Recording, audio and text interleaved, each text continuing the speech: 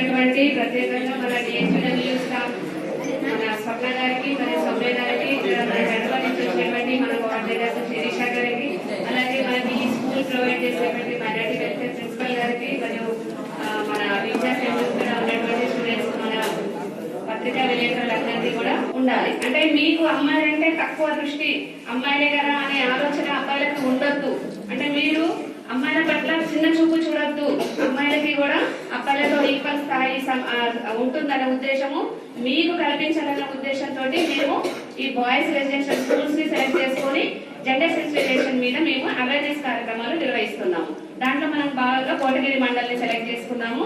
ఈ gender sensitization అంటే మనకు ఆడపిల్లల పట్ల తక్కువ దృష్టితో చూడకుండా మగవాళ్ళకి బాధ్యత పెరగాలి. ఒక తల్లి మీద చెల్లి మీద ముందు ఇంట్లో ఉన్నటువంటి స్త్రీల మీద గౌరవం పెరిగితే వాళ్ళకి సమాజంలో ఉన్నటువంటి స్త్రీల మీద కూడా ప్రత్యేక ఆసక్తి, ప్రత్యేకమైనటువంటి మనం చూసే దృష్టి మారుతుంది. స్త్రీల మీద ఒక గౌరవమైనటువంటి నమ్మకం ఏర్పడుతుంది. గౌరవమైనటువంటి ఆలోచన విధానం పెంపొందించుకోవాలనే ఉద్దేశంతో మనం ఈ కార్యక్రమాలను నిర్వహిస్తున్నాం. ఓకేనా?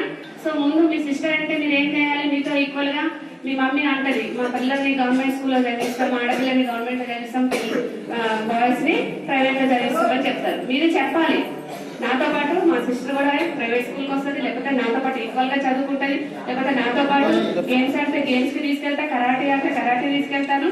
ఎనీ మీతో పాటు మీ ఈక్వల్ గా మీ సిస్టర్స్ ని కూడా తీసుకెళ్ళాలి. ఓకేనా? వాళ్ళని ఎంకరేజ్ చేయాల్సినటువంటి బాధ్యత బీయింగ్ బ్రదర్స్ గా మీకు ఉంటుంది. ఓకేనా? మీ మమ్మీ ఉంటారు, మమ్మీకి ఇంట్లో హెల్ప్ చేయాలంటే ఆడపిల్లలే చేయాలా? ఎవరు చేయాలి? బాయ్స్. మీరు కూడా చేయొచ్చు కదా.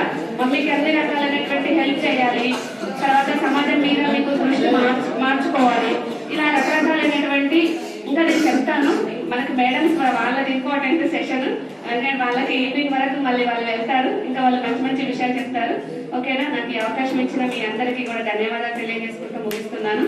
జెండర్ సెన్సిటైజేషన్ ఎంత విమెన్ ఎంత సెన్సిబుల్ గా పెరిగారో, ఎంత సెన్సిటివ్ గా వాళ్ళు ఉన్నది, అబ్బాయిగా ఎంత మగవాళ్ళలో కానీ అబ్బాయిలో కానీ ఎంతగా వాళ్ళలో ఎంకరేజ్ మోటివేట్ చేస్తూ వాళ్ళతో పాటు సమానంగా ట్రీట్ చేయడానికి, ఈక్వల్ గా చూసి ఈక్వల్ రెస్పెక్ట్ ఇస్తే, ఇందాక మేడం చెప్పినట్టు even girls can do wonders.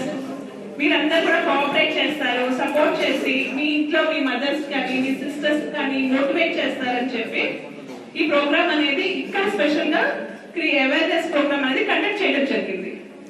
సొసైటీలో ఉన్నటువంటి differentiation, girl child especially child marriages, వాళ్ళ అమ్మాయిని ఎంత ఇబ్బంది పడుతున్నారు, దాన్ని ఎలా అరికట్టాలి, ఎలా వాళ్ళని అలా జరుగుతున్నప్పుడు మన వంతుగా మనం ఎంత ప్రయత్నం చేయొచ్చు, ఎలా దాన్ని ఇరాడికేట్ చేయాలి, సొసైటీలో ఈక్వల్ జెండర్ ఈక్వలైజేషన్ అనేది ఎంత అవసరమో దాని యొక్క ప్రాముఖ్యత తెలియజేయడానికి ఈ ప్రోగ్రామ్ యొక్క ముఖ్య ఉద్దేశం.